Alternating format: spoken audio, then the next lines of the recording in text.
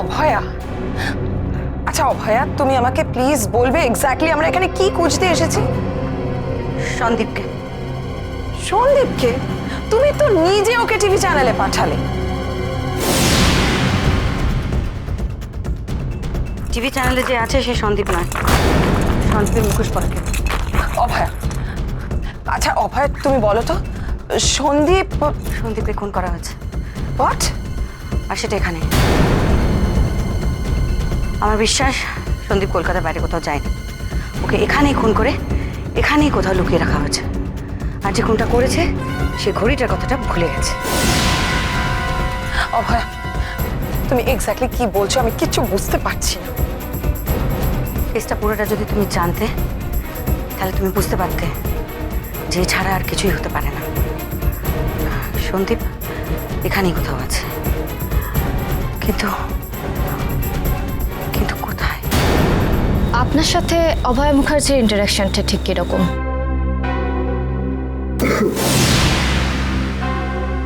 ওর শরীরটা আসলে ভালো নেই, আমি বলে দিই। ওর সাথে অভয়াদির একবারই দেখা হয়েছিল, আমরা মন্দিরে গিয়েছিলাম। উনি খুবই ভালো মানুষ, উনি তো আমাদেরকে কংগ্রাচুলেটও করেছিলেন।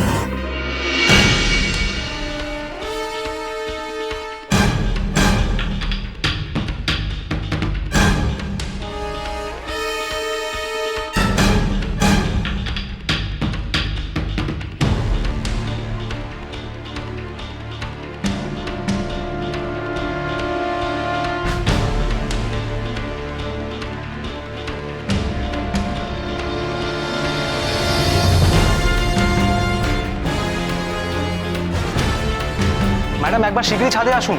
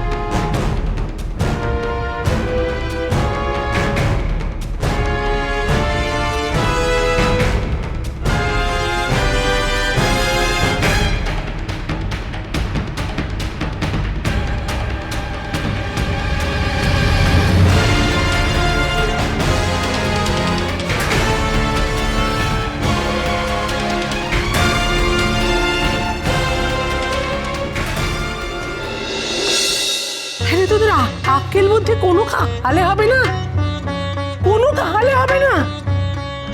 সদ্য যারা অপারেশন হয়েছে সে নিজে মুখে বলবে, হ্যাঁ নিজে মুখে বলবে নিজেকে কেবিনে নিয়ে যাওয়ার কথা।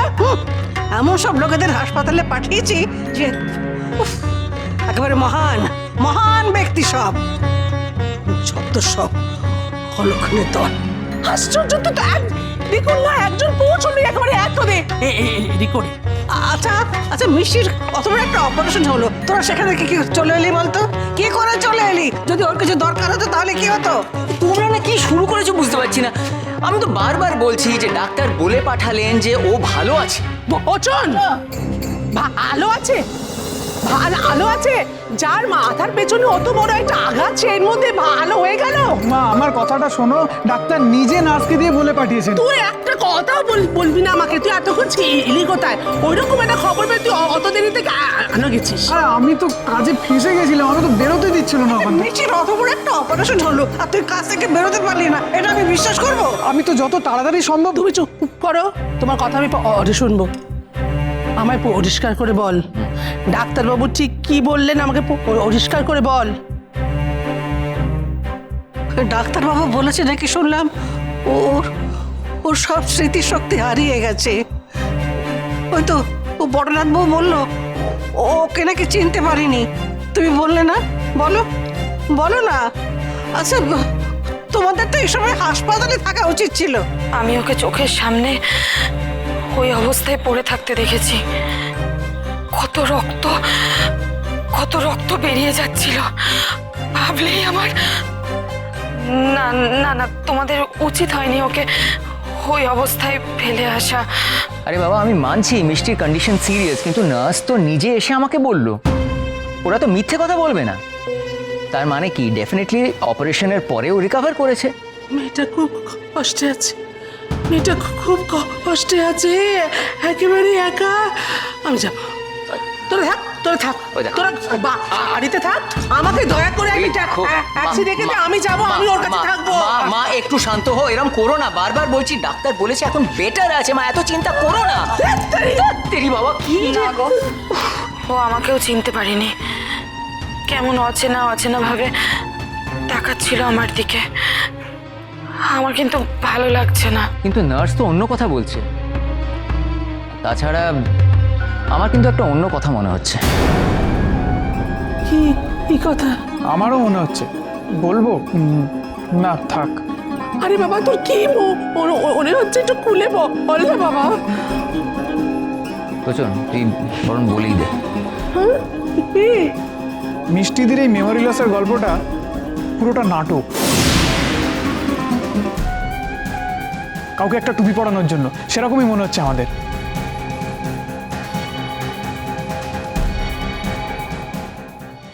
কি হচ্ছে বলো তো বাড়িতে, আমাদের বের করে দিয়ে? আমি তো ছাতার কিছু বুঝতেই পারছি না যে পুলিশ আমাদের বাড়িতে কি খোঁজাখুঁজি করছে। ওদিকে বাবুকেও ফোনে পাওয়া যাচ্ছে না, কি যে করি। না, ওদের দুজনকেই তো পাচ্ছি না, ফোন সুইচড অফ। অভয়া কিন্তু এটা ঠিক করলো না, ওর সঙ্গে কথা বলতে হবে। এইভাবে বলা নেই কওয়া নেই হঠাৎ করে বাড়িতে পুলিশ ঢুকিয়ে দিল। হ্যাঁ, আচ্ছা একটা কথা আমি বুঝতে পারছি না, সেটা হচ্ছে ওই বাবু তো ফিরে এসেছে, তারপরেও পুলিশ আমাদের বাড়ি কি করছে বলো তো? এই যে অভয়া, কি পেয়েছো বলো তো? হ্যাঁ, যা খুশি তাই করছো। মাসিমা, আমরা যেটা খুঁজছিলাম সেটা পাওয়া গেছে। আপনাদের একবার আসতে হবে আইডেন্টিফিকেশনের জন্য। কি আইডেন্টিফিকেশন? আসুন না, আসুন আমার সঙ্গে। আসুন আসুন।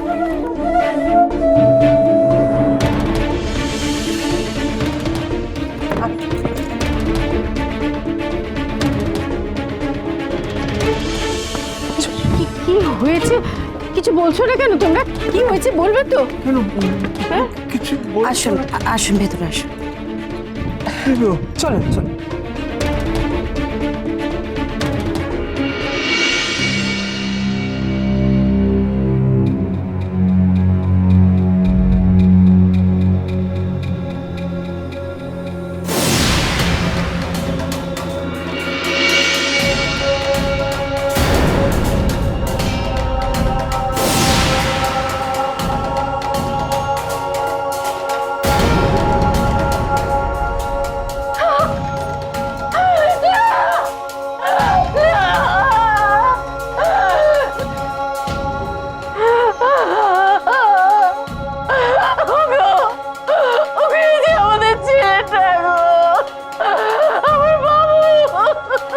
কি হয়েছে?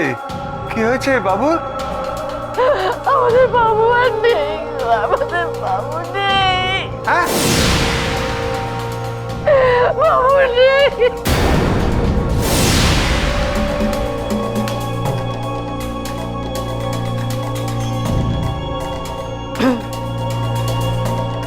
আমাদের এখান থেকে এক্ষুনি যেতে হবে।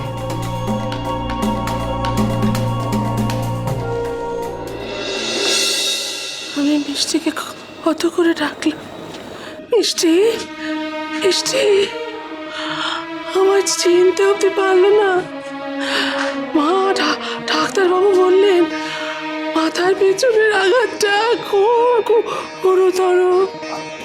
সেটা হয়তো অন্য কাউকে শোনানোর জন্য মিষ্টিদি ডাক্তারবাবুকে অভিনয় করতে বলছিল।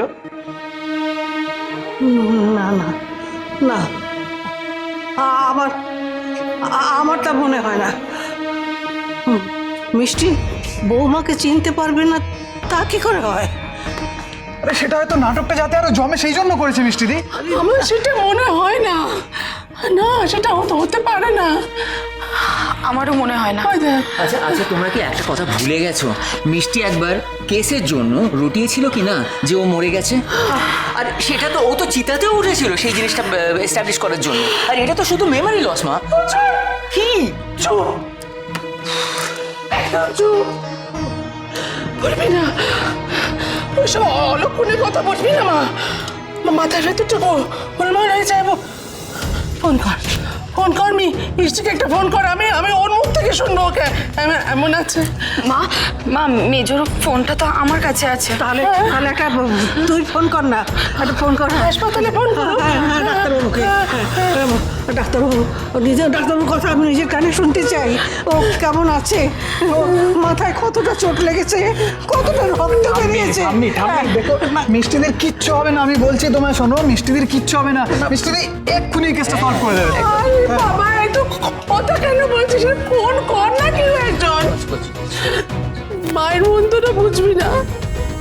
কালকে চোখের সামনে ওইভাবে মেয়েটাকে পড়ে থাকতে দেখে আমার মনটার মধ্যে যে কি ও মা গো, মা দয়াময়ী, তোমার মেয়েটাকে তুমি দেখো মা, তুমি ওকে তাড়াতাড়ি সুস্থ করে দাও, তুমি ওকে তাড়াতাড়ি সুস্থ করে দাও। জয়কার